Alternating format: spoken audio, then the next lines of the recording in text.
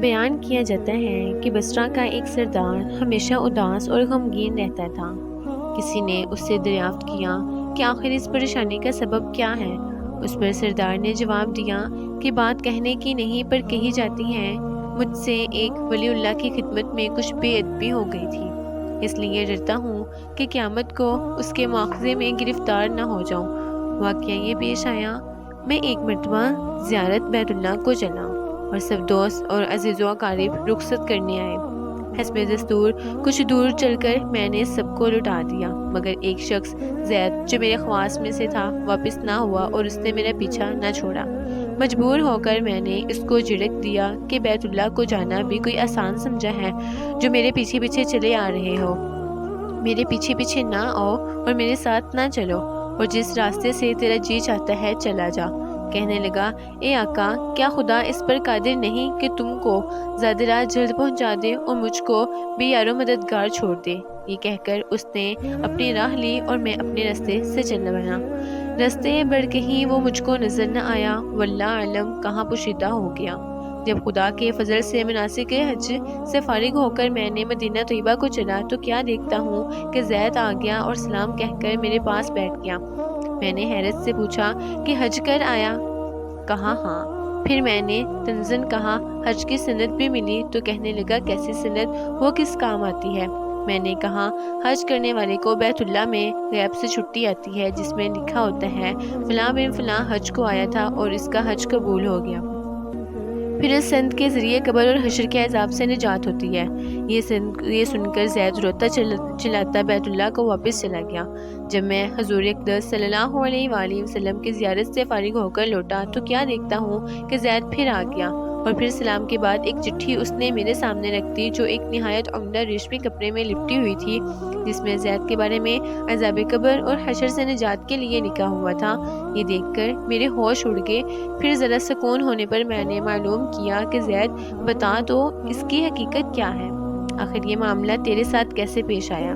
تب اس نے بتایا کہ سنو بھائی، جب میں بیت اللہ پہنچا تو کعبہ حاجیوں سے بالکل خالی تھا۔ اس وقت میں نے گر گرا کر زارو قطار رونا اور چلانا شروع کر دیا کہ اے مالک دو جہاں، کیا غریب گناہ گاروں کا حج بھی قابل قبول نہیں جو مجھ کو حج کی سند نہیں ملی؟ کیا غریبوں کا کعبہ اور صاحب کعبہ اور ہے جو وہاں سے جا کر سند لاؤں؟ مجھ کو قسم ہے تیرے عزت و جلال کی، جب تک چٹھی نہ پاؤں گا کعبہ سے باہر نہ جاؤں گا اور روتے روتے یہی مر جاؤں گا۔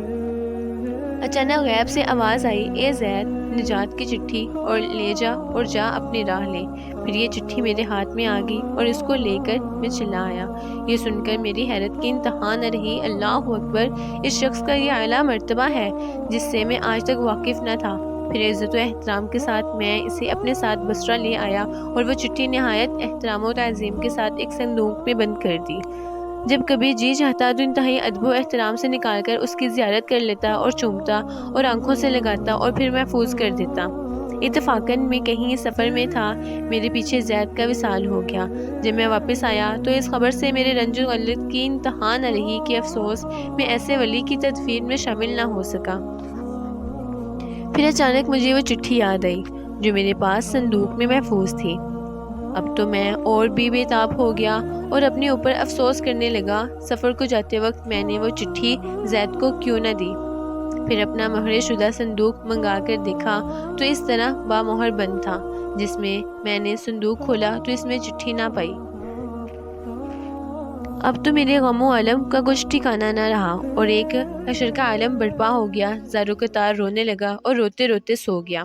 کیا دیکھتا ہوں کہ طرح طرح کی سجی ہوئی جنت میں زید سر پر ایک تاج رکھے ہیں، رزق بر لباس میں تخت جوہر پر جلوہ افروز ہے اور اس کے چاروں طرف حوروں کے جمکتے ہیں۔ میں نے قریب جا کر سلام کیا تو اس نے کہا، اے آقا، اس قدر پریشان کیوں ہو؟ میں نے کہا، مجھے یاد نہیں وہ چٹھی تو نے مجھے دی تھی۔ کہنے لگا، وہ تو یہ ہے اور اسی کی بدولت یہ دولت و معاشرت مجھ کو حاصل ہوئی ہے۔ اب آپ کچھ تردید نہ کیجیے، میں اپنی من مانی مراد کو پہنچ گیا ہوں۔ بحال حکایت الصالحین۔ حاصل کرام، جو اللہ کا ہو جاتا ہے اللہ تعالیٰ اس کی سب مرادیں پوری کر دیتا ہے۔ دعا ہے کہ اللہ تعالیٰ ہم سب کو بھی اس واقعے سے سبق حاصل کر کے اس پر عمل کرنے کی توفیق عطا فرمائے۔ آمین ثم آمین۔